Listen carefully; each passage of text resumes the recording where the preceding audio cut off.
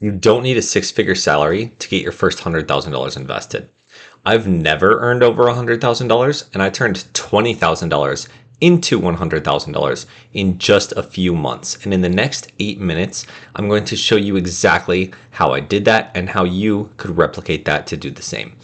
In 2022, I had $20,000 in cash and I had a paid off car while I was earning just $60,000 per year at the time. Then one day, I saw an Instagram reel by Damon from Shark Tank saying, "Rich people buy assets, they never sell them, and borrow against them at low interest rates. That way, they get to keep the asset, compound forever, and they never pay taxes." And that is when it clicked for me. If that's true, then money isn't real. If you can borrow money, buy assets, let them go up, and borrow even more, then you're basically recycling the same dollars over and over again. I grabbed my phone and I started researching margin. My money was in Fidelity at the time, but their margin interest rate was 12%. No thanks. Then I found M1 Finance. The margin interest rate here was just 2%. Perfect. I grabbed my phone again and I jotted a few pages down and I titled it "Money Isn't Real," which I later turned into a 32-page ebook on exactly how I recycle my money. So here's what I did. I moved $20,000 over to M1 Finance and I bought the technology sector with the ticker symbol VGT. Then I called up my bank and I asked them, "Hey, how much money would you lend me on my paid off car?" And they offered me $18,000 at 2% interest on a paid off car loan. So by just making one phone call, my investable capital jumped from $20,000 to $38,000. And I hadn't even earned that $18,000 yet. I moved that $18,000 over to M1 Finance and I bought even more VGT. Now, a quick note on margin. Margin is just a loan backed by your stocks, using them as collateral, meaning that they can sell your shares to pay back the debt if the asset loses enough value, or if you overborrow. You have to be very careful because it is a double-edged sword. It can speed up your growth, but it can also make you lose your entire investment if you don't know what you're doing. That's why I created the system in my ebook, Money Isn't Real, to maximize growth without getting margin called. Now that I borrowed from my car, I could double dip in how much margin that I could actually borrow because I basically doubled my initial $20,000. And with $38,000 in investable capital, I could borrow around half of that, which is about $19,000 to buy even more shares. So over the next few weeks, that's exactly what I did.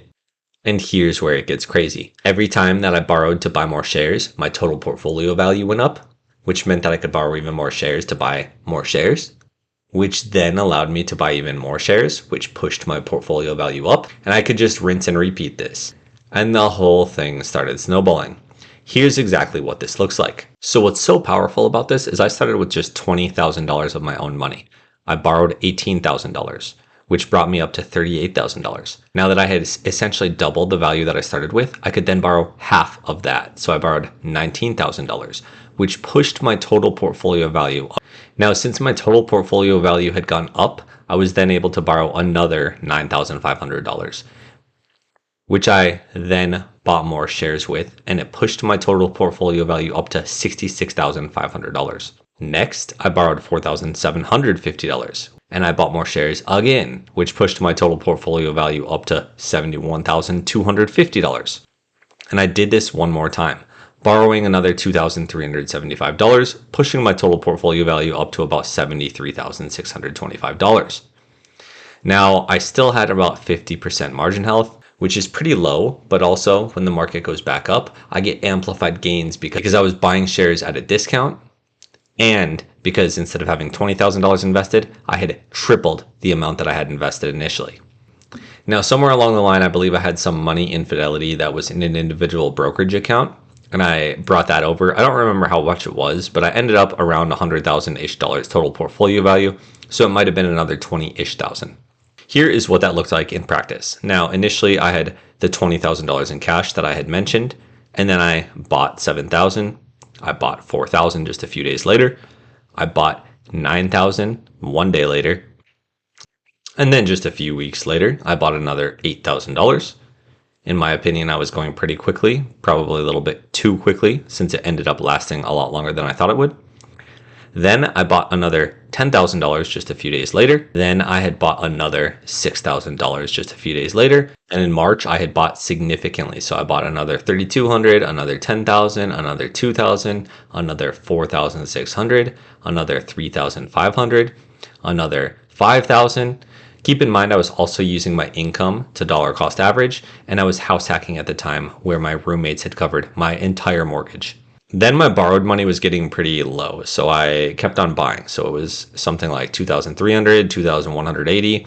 And then it looks like I was out of borrowed money, so I kept on buying as soon as income would come in, whether it was from my job or a rental property. So my purchases got to be a lot smaller.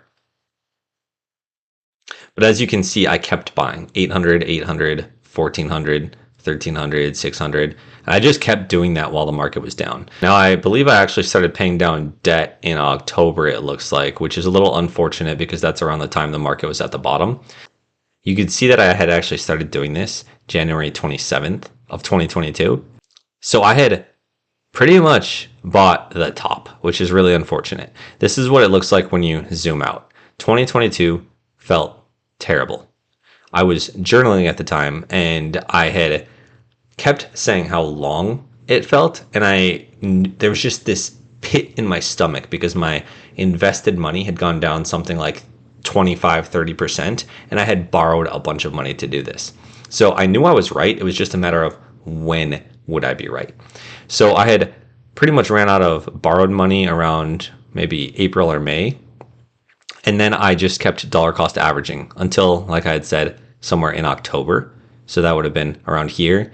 And that's when I maybe dipped into my emergency fund to start paying back some of the margin. I realized that my emergency fund was just sitting there and I was paying like 6% interest on my margin, and inflation was like 8 or 9%.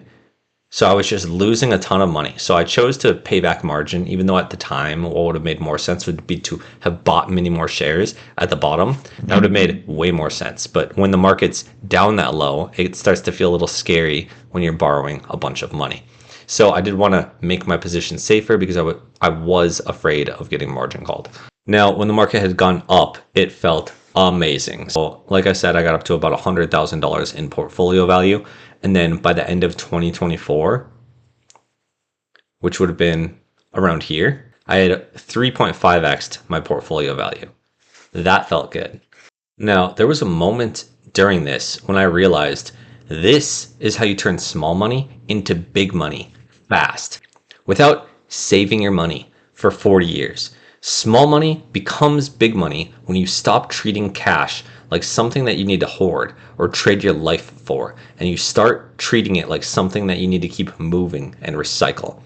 This strategy truly changed my life, which is why I'm sharing it with you. And it took me from $20,000 to 6 figures in just a few months without having a high income. See you next time.